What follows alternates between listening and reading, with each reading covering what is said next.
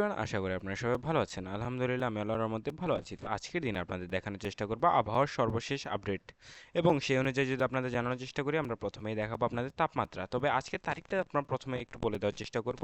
আজকের তারিখ হচ্ছে 7 জুন 2024 শুক্রবার, এবং আগামীকালকে শনিবার 8 তারিখ, এবং তারপর দিন হচ্ছে 9 তারিখ রবিবার।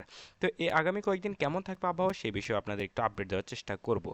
তো বৃষ্টিপাত কবে হবে, এবং বাতাসের গতিবেগ কেমন থাকবে, তাপমাত্রা ঠিক কেমন থাকবে, টোটাল আবহাওয়ার পরিস্থিতিটুকুই আপনাদের জানানোর চেষ্টা করব। তো পশ্চিমবঙ্গ থেকে যারা দেখছেন তাদেরকে হতাশ হওয়ার দরকার নেই, আমরা পশ্চিমবঙ্গ এবং বাংলাদেশ উভয়েরই আপডেটটা জানানোর চেষ্টা করব।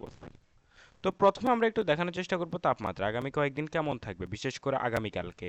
তো বর্তমান সময়ে কিন্তু তাপমাত্রাটা বেশ ভালো পরিমাণেই ভোগান্তির সৃষ্টি করছে বাংলাদেশের বেশ কিছু এলাকাতে, বিশেষ করে বাংলাদেশের উত্তর অঞ্চল এবং একই সাথে কিন্তু দক্ষিণ অঞ্চল, যশোর, খুলনা, বরিশাল, সাতক্ষীরা এই এলাকাগুলোতেও কিন্তু তাপমাত্রার বিশেষ ধরনের প্রভাব লক্ষ্য করা যাচ্ছে। আর পশ্চিমবঙ্গের কথা যদি বলি, সেই ক্ষেত্রে পশ্চিমবঙ্গে কিন্তু সারা পশ্চিমবঙ্গ জুড়েই বেশ ঊর্ধ্বমুখী তাপমাত্রা আমরা লক্ষ্য করতে পারছি, অর্থাৎ বেশ বেশি পরিমাণেই তাপমাত্রা থাকবে।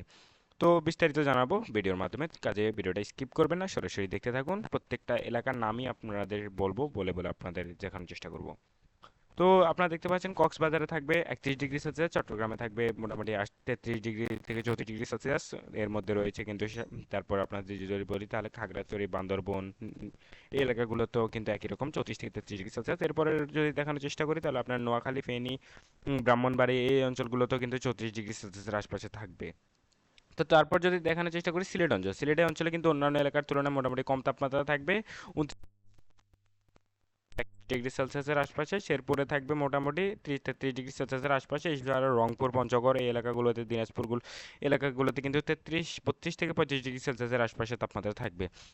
তো এটা দেখেছেন আপনি মোটামুটি নর্মাল একটি তাপমাত্রা। তো এবার আপনাদের যদি আমরা একটু বাংলাদেশের বেশ কিছু এলাকাতে যে এলাকাগুলোতে বেশি তাপমাত্রা থাকবে সেই দিকে যদি যাই, তাহলে আপনারা দেখতে পাবেন Khulna 39 degree Celsius, Satkhira 40 degree Celsius, যশোরে 40 ডিগ্রি সেলসিয়াস, এরপরে রয়েছে ফরিদপুরে রয়েছে 37 ডিগ্রি সেলসিয়াস, এছাড়া গাজীপুর রয়েছে যেখানে কিন্তু 36 থেকে 37 ডিগ্রি সেলসিয়াসের আশপাশে তাপমাত্রা থাকবে, বরিশালে 36 ডিগ্রি সেলসিয়াস, ঢাকাতে রয়েছে দেখতে পাচ্ছেন 36 ডিগ্রি সেলসিয়াস, নরসিংদীতে 34 ডিগ্রি সেলসিয়াস, কুমিল্লাতে থাকবে 33 ডিগ্রি সেলসিয়াস, নাগরপুরে থাকবে 37 ডিগ্রি সেলসিয়াস, পাবনাতে থাকবে 38 ডিগ্রি সেলসিয়াস, রাজশাহীতে 37 ডিগ্রি সেলসিয়াস, নবাবগঞ্জে থাকবে 38 ডিগ্রি সেলসিয়াস, 37 ডিগ্রি সেলসিয়াস সর্বোচ্চ তাপমাত্রা, বগুড়াতে 35 ডিগ্রি সেলসিয়াস, সিরাজগঞ্জে 36 ডিগ্রি সেলসিয়াস। তো দেখতে পাচ্ছেন তাপমাত্রা কিন্তু বাংলাদেশের মধ্যে সাতক্ষীরা, যশোর, খুলনা এই এলাকাগুলোতেই সবচেয়ে বেশি থাকবে, খুলনা বিভাগেই সবচেয়ে বেশি তাপমাত্রা করা যাবে।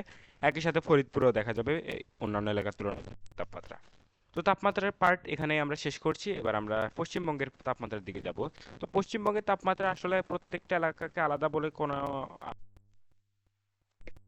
পুরুলিয়া, আসানল, বোলপুর, কাটোয়া, বর্ধমান, বাহারামপুর, আরামবাগ, নীলহাতি, তারপর হচ্ছে কতোয়া, বাহারামপুর, রামপুরহাট, কলকাতা, বরসাত, হালদা, রায়দিঘি, কান্তাই প্রত্যেকটা এলাকাতেই কিন্তু 41 40 ডিগ্রি সেলসিয়াসের উপরে তাপমাত্রা থাকে।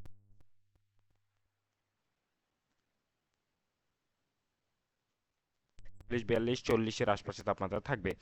এরপর যদি আপনাদের দেখাই এবার কম তাপমাত্রা পশ্চিমবঙ্গের মধ্যে, তাহলে দেখতে পাবেন জাহাঙ্গীরপুরে 40 ডিগ্রি সেলসিয়াস, ইংরেজবাজারে 38 ডিগ্রি সেলসিয়াস, রায়গঞ্জে থাকছে 36 ডিগ্রি সেলসিয়াস, কিশোরগঞ্জে থাকছে 35 ডিগ্রি সেলসিয়াস, শিলিগুড়িতে 33 ডিগ্রি সেলসিয়াস, দার্জিলিংয়ে থাকছে 25 থেকে 26 ডিগ্রি সেলসিয়াস, তারপর ধূপগাড়িয়াতে 29 ডিগ্রি সেলসিয়াস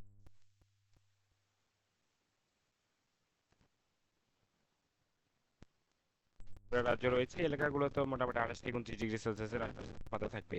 অর্থাৎ দার্জিলিং এর উপরের ওইদিকে কিন্তু তাপমাত্রা মোটামুটি কম থাকবে, তবে নিচের দিকে অর্থাৎ উপকূলবর্তী এলাকা যেমন কি আমি বললাম কলকাতা সহ বারামপুর, তারপর দুর্গাপুর, আসানল প্রত্যেকটা এলাকাতেই কিন্তু বেশ বেশি তাপমাত্রা থাকবে। পুরুলিয়া তারপর হচ্ছে বর্ধমান প্রত্যেকটা এলাকাতেই বেশি তাপমাত্রা থাকবে।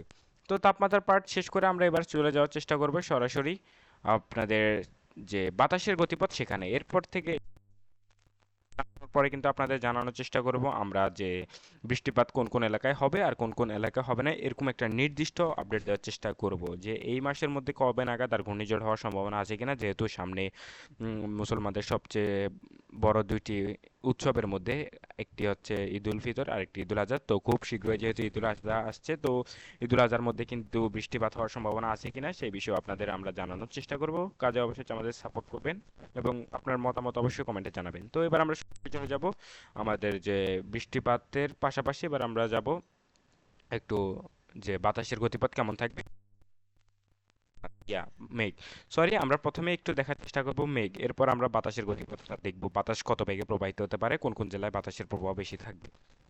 তো বাতাস নিয়ে, মেঘ নিয়ে যদি এবার আমরা কথা বলি, তাহলে দেখতে পাচ্ছেন বাংলাদেশের, আমরা যদি একটু গড় পরিস্থিতিটুকু আপনাদের দেখাই তাহলে আপনারা বুঝতে সুবিধা হবে।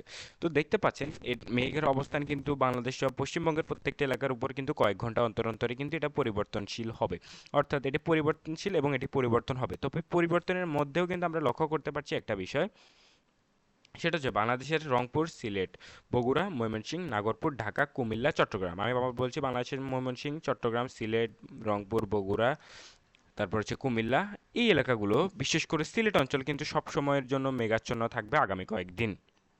অর্থাৎ সিলেট অঞ্চলে কিন্তু সবচেয়ে বেশি মেঘের আনাগোনা লক্ষ্য করা যাবে সারাদিন ব্যাপী, একই সাথে রাতের বেলাও বেশ ভালো পরিমাণেই লক্ষ্য করা যাবে মেঘের অবস্থান। তো যেটা হচ্ছে মেইন কথা, বাংলাদেশের, আমি আবারও বলছি, সবচেয়ে বেশি মেঘের সম্ভাবনা রয়েছে আমরা যদি বলি, তাহলে দেখতে পাবেন আপনারা যে ভোরবেলা কিন্তু সারা বাংলাদেশ জুড়েই কিন্তু মোটামুটি মেঘের আনাগোনা লক্ষ্য করা যাবে। তবে কলকাতাতে মেঘের আনাগোনা ততটা লক্ষ্য করা যাবে না, হালকা কিছু ভাসা মেঘ উড়ে বেড়াবে আকাশে।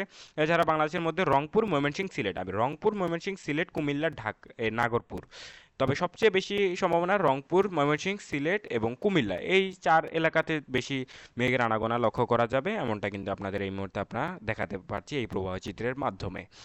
তো এবার যদি আমরা সরাসরি চলে যাই পশ্চিমবঙ্গের বেশ কিছু এলাকা, তাহলে পশ্চিমবঙ্গের শিলিগুড়ি, এরপরে রয়েছে বর্ধমান, এরপর, সরি, শিলিগুড়ি রয়েছে, তারপরে এখানে দার্জিলিং রয়েছে, কালিম্পং রয়েছে, তারপরে এখানে ত্রিপুরা রাজ্য রয়েছে, এই এলাকাগুলোতে আসানল রয়েছে, ত্রিপুরা রাজ্য, এই এলাকাগুলোতে কিন্তু মোটামুটি বেশ ভালো পরিমাণে মেঘের আনাগোনা লক্ষ্য করা যাবে, অর্থাৎ মেঘ, সুন্দর আকাশে মেঘ ভেসে বেড়াবে, মোটামুটি মেঘের সম্ভাবনাটুকুই বেশি, অর্থাৎ নীল আকাশের তুলনায় সাদা মেঘ দেখবেন আপনারা, সাদা আকাশ দেখবেন এমনটা। তো একই সাথে কিন্তু সিলেট, রংপুর, ময়মনসিংহ এই এলাকাগুলোতেও দিনের অধিকাংশ সময় মেঘাচ্ছন্নতা থাকার সম্ভাবনা রয়েছে। তবে এটা বৃষ্টিময় মেঘ না, রোদাচ্ছন্ন যে মেঘ থাকে সেই মেঘ। তো বৃষ্টিপাত হওয়ার সম্ভাবনা আছে কিনা সেটা হচ্ছে সবচেয়ে বড় একটি ইম্পর্টেন্ট তথ্য, তো সেই বিষয়ে আমরা যাব। তো যার আগে বাতাসের গতিপথটা আমরা একটু দেখাবো, যে বাতাস কেমন ভাবে প্রবাহিত হচ্ছে। তো বাতাস কেমনভাবে প্রবাহিত হচ্ছে এই প্রশ্নে আসলে কিন্তু সরাসরি আমরা আপনাদের প্রবাহ চিত্রটা একটু দেখানোর চেষ্টা করব, যে বাতাস ঠিক কিভাবে প্রবাহিত হচ্ছে।